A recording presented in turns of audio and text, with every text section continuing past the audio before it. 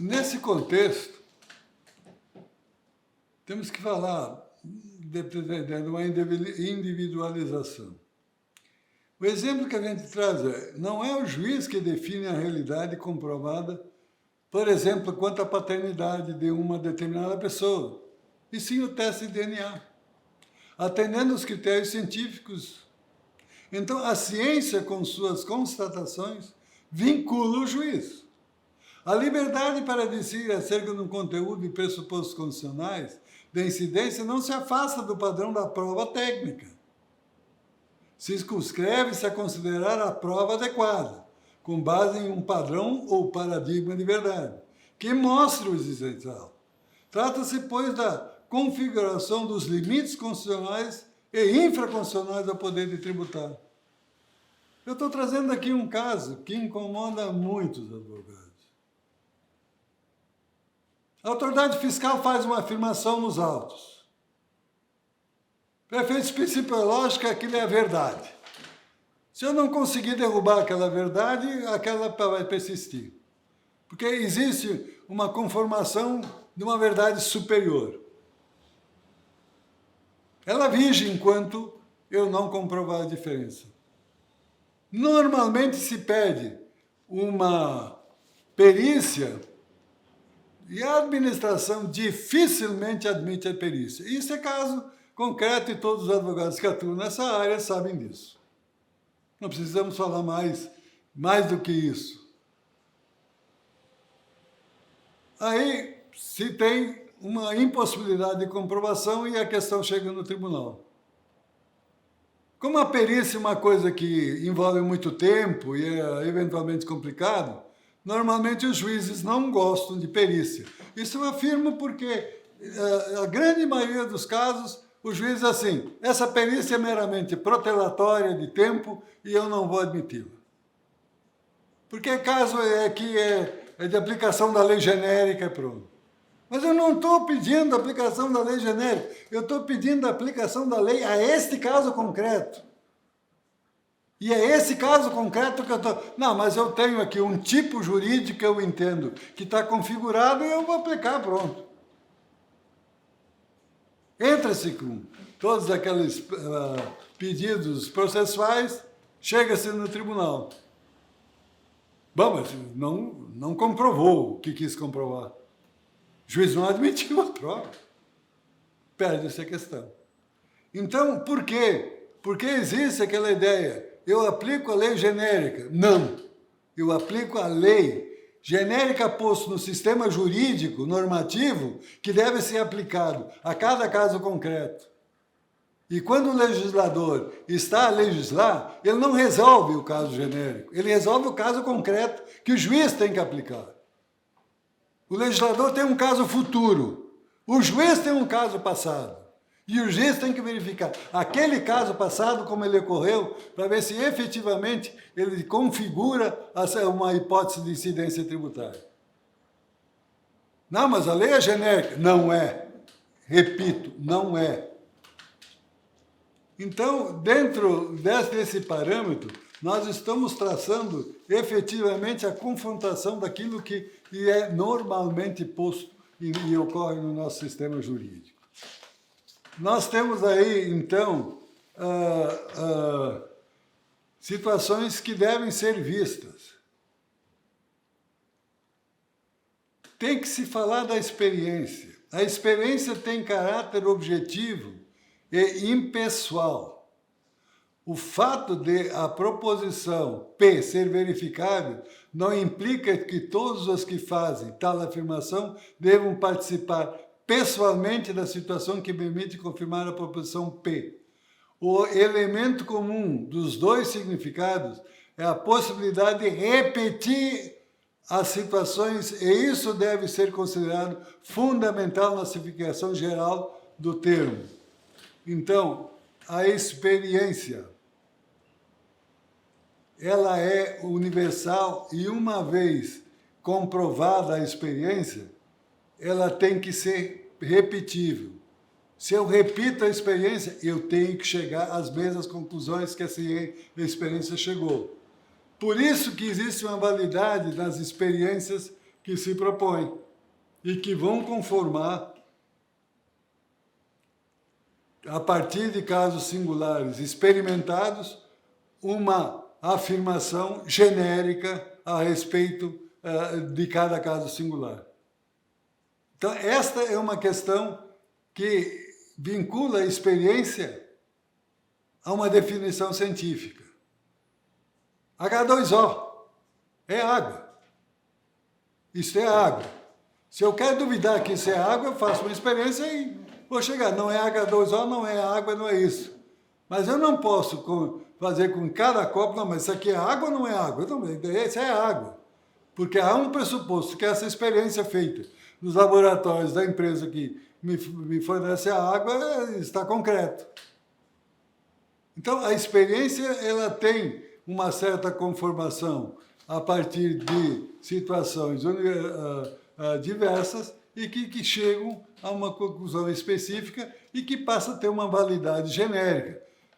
Mas esta experiência pode ser confrontada para se verificar se ela efetivamente pode ser confirmada em cada caso concreto. Lucro é riqueza nova. Ótimo. Mas nesse caso aqui, existe riqueza nova? Receita é tudo aquilo que se vende. Mas tudo bem, mas eu tenho um imposto inserido nessa situação. Esta receita, ela é receita minha ou parte minha e parte do Estado? O Supremo examinou e disse, não, isso não é receita da pessoa. Porque ele verificou a situação de fato e disse que não é. Agora, não é todas as vezes que eu tenho que fazer a mesma experiência, porque ela já está definida como um padrão. Então,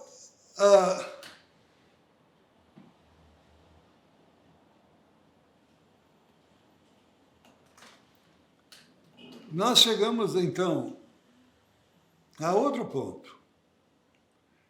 O significado da palavra no significado da palavra, é possível distinguir duas interpretações fundamentais, quais sejam a teoria da experiência como intuição ou a teoria da experiência como método. Sim, mas peraí, teoria da experiência como intuição? Vamos falar disso. Toda experiência tem que ter método. Ledo engano. Quando alguém olha para uma situação e diz, olha, isto é assim, a prioristicamente, ele está falando através da intuição. Ele, olha, isto é uma determinada, isso é uma casa. Vou relatar um caso concreto. Importação, e esse caso já foi citado 2 ou 3 vezes. Importação de guindastes que erguem 100 toneladas de peso, mas que foram envolvidos no esquema externo de caminhão, porque esse guindaste tem que ir aos lugares onde ele é utilizado. E ele tem que rodar pelas estradas. Então, fez-se uma estrutura em cima em que há uma aparência de caminhão que possa circular pelas estradas. Os peritos afirmaram, não é caminhão. O juiz disse, eu olho a fotografia, isso é caminhão. Essa questão foi resolvida no tribunal aqui do Rio Grande do Sul, mas os primeiros julgamentos no tribunal não tinham uniformidade. Não tinha a totalidade dos votos. Se manteve a possibilidade do juiz dizer o que era o guindaste. Não é guindaste, é caminhão. Então, esta é uma situação que, intuitivamente, a magistrada, apesar das perícias, ela afirmou. Só que a diferença de impostos era 500 mil reais. Na importação de 40, 50 unidades, eles levavam dinheiro que a empresa teve que parar de importar exatamente porque não tinha mais condições de garantir o valor dos impostos exigidos por um equívoco. A lei brasileira diz o seguinte: toda vez que alguém cometer erro grosseiro, ele responde por as consequências dessa aplicação do erro grosseiro. Eu não estou dizendo que nesse caso houve erro grosseiro ou qualquer coisa nesse sentido. Eu estou dizendo o seguinte: quando esses erros grosseiros ocorrerem, apesar de haver uma ciência jurídica confirmadora de uma posição e houver uma decisão contrária a isso, a responsabilidade é posta pela lei brasileira. Mas eu nunca vi essa aplicação dessa lei. Por que será? Eu não vou continuar com essa situação, porque uma vez que eu aleguei isso no Tribunal Administrativo, eu quase apanhei. Mas era verdade, aquele processo era um erro grosseiro. E ele foi confirmado. Nós temos que levar em consideração que não criamos um mapa sentado e conversando. Aliás, isso é importante a gente falar. Aqui quem fala é Copete. Ah, não, Blackburn. E ele se refere, me parece que indiretamente, ao Círculo de Viena. Mas ele não fala isso e não dá para afirmar isso. Mas ouvimos o que ele diz. Não criamos um mapa sentado e conversando a respeito, até de que todos concordem, mas medindo e verificando. Existe tal coisa como aprender corretamente e concordar com os outros, é um sinal bem imperfeito de ter aprendido as coisas corretamente, não sendo assim necessário nem suficiente. Não podemos encontrar a verdade sentados num café, papeando até parecer que todos concordamos.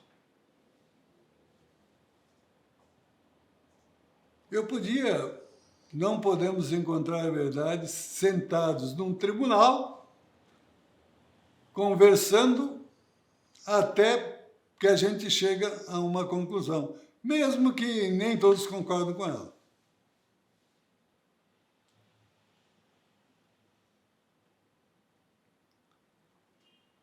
Blackburn continua aqui dizendo: se lhes é negado quaisquer conceito de uma verdade, de algo móvel, a meta, o objetivo de suas atividades, o que realmente fazem os criadores de mapas, historiadores e cientistas, continuam a medir, investigar arquivos ou construir laboratórios.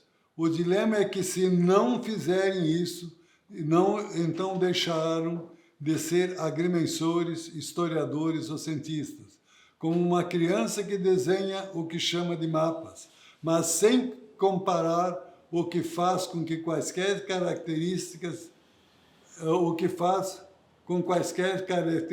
da paisagem. A criança faz isso. Ela não se importa com a paisagem, ela vai desenhando. Mas se os cartógrafos medem, os historiadores consultam arquivos e os cientistas conduzem experimentos, eles necessitam de algum conceito de descoberta para tomar inteligível o que estão fazendo. Eles estão revelando o modo de ser das coisas, revelando a verdade. Minimalismo desproporciona isso notavelmente sem qualquer estalhaço. A questão é a questão. Uma vez sabendo o que eles estão procurando, nós também sabemos qual seria a sua verdade. Então, nesse contexto, o que se propõe não é simplesmente entender e pedir que a gente acredita no que eles entenderam. É medir, experiência, calcular, verificar o que aconteceu, para depois dar uma definição. Nesse sentido, a lição de Chapque, no âmbito do questionamento jurídico, resulta, portanto, a necessidade de constatação de fatos, que sempre já são fatos num determinado sentido jurídico. Esta constatação pode resultar do emprego de instrumentos de provas legalmente prescritos de modo bem preciso. Quando se faz um apriorismo e permite que esse apriorismo vale, não há necessidade do emprego de instrumentos de provas. Então, nesse ponto, passamos a um tema mais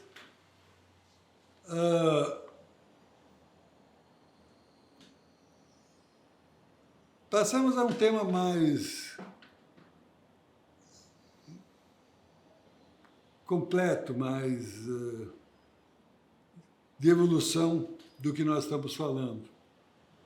O modelo pragmático compartilha com o modelo criptográfico a suposição de que existem significados objetivos associados aos signos, devido às regras semânticas que evoluíram e continuam a evoluir ao longo do desenvolvimento da linguagem. Esses significados, que podem ser chamados de significados literais, desempenham um papel essencial na comunicação. Mas a diferença dos dois modelos está na forma como eles avaliam esse papel. Enquanto o modelo criptográfico se contenta apenas com a decodificação semântica, com ou sem a ajuda do contexto, o modelo pragmático insiste na interpretação jamais consistente na mera decodificação semântica. Nem mesmo quando a elocução é transparente e o significado do falante coincide com o significado semântico. Pois, mesmo nesses casos, um passo interpretativo adicional em que a informação contextual é usada é necessário para estabelecer a coincidência em questão. Voltamos aos guindastes. Literalmente, eu olho para um signo que é uma fotografia e vejo, gente, é um caminhão, tem gabine, tem roda, tem estrutura de um caminhão. Tudo bem, literalmente é um caminhão. Mas o que ele diz, a decodificação semântica nem sempre é transparente. Há uma prova dizendo que aquilo não é caminhão. Logo, literalmente, eu posso dizer uma coisa, mas contextualmente é outra. Por isso o contexto é importante. Essa contextualidade é necessária. Sim, mas isso é pragmático, isso não entra no direito puro kelsiano. Esse direito puro kelsiano está superado. Ele existe nas nossas cabeças, dentro da estrutura principiológica brasileira, eu não digo científica. Eu não posso valorar. Como não posso valorar? O contexto, a pragmaticidade é a valoração. Mas essa valoração, ela tem que obedecer a ter um conteúdo formal sistematicamente concluído, sistematicamente formado, sistematicamente reconhecido por uma comunidade científica. E isso é paradigma. Sem paradigma eu não consigo decidir.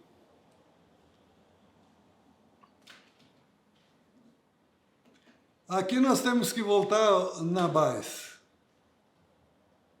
jurista que é expoente da formulação do direito tributário português.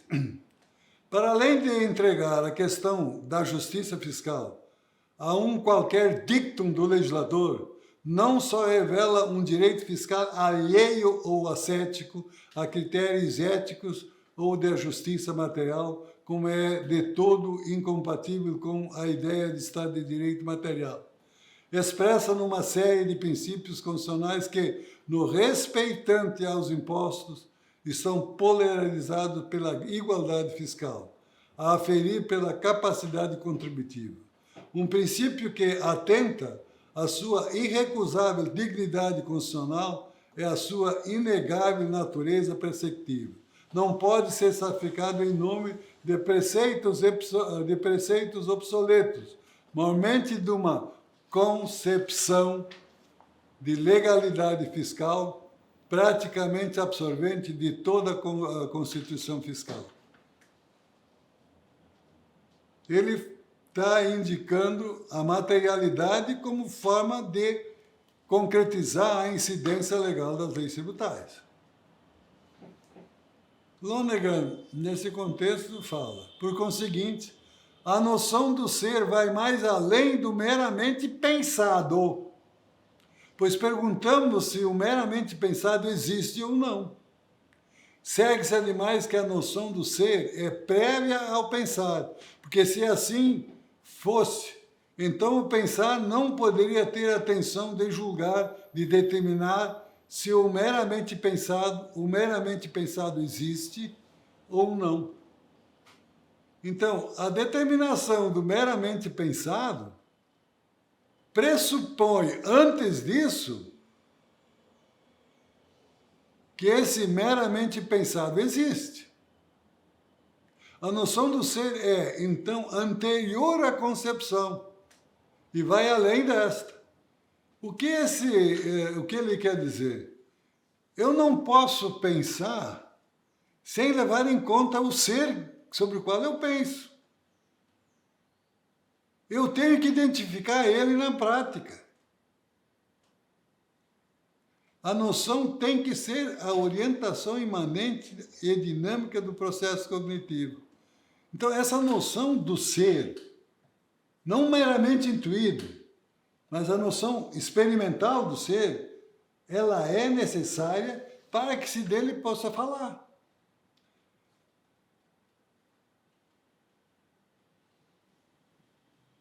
Resta, o conhecimento não verdadeiro não é propriamente conhecimento, mas é erro e engano. Então, todo conhecimento intuitivo, a priorístico, sem que ele esteja confirmado pela experiência, nem sempre ele é certo. Ele pode, e na grande maioria pode, é engano. Em que consiste, então, a verdade no conhecimento? Segundo o que foi dito, a verdade deve consistir na concordância da figura com o objeto. Eu tenho uma figura intuída. O caso da fotografia, lá dos guindastes. Mas ela tem que ter concordância com o objeto, senão ela não representa. Um conhecimento é verdadeiro na medida em que o seu conteúdo concorda com o objeto intencionado. Consequentemente, o conceito de verdade é um conceito relacional.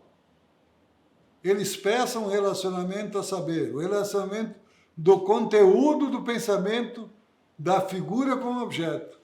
O próprio objeto, ao contrário, não pode ser nem verdadeiro nem falso. De certo, ele está para além da verdade e da inverdade. Então, o objeto, ele é objeto. Agora, se eu falo sobre ele de um modo falso, ele continua objeto. Agora, se experimentalmente eu verifico e digo, esse objeto é tal, e estou falando a verdade, o objeto continua igual. É isso que o nosso mestre Lonergan, aliás, Hessen quer dizer. Então, o que eu estou querendo propor aqui?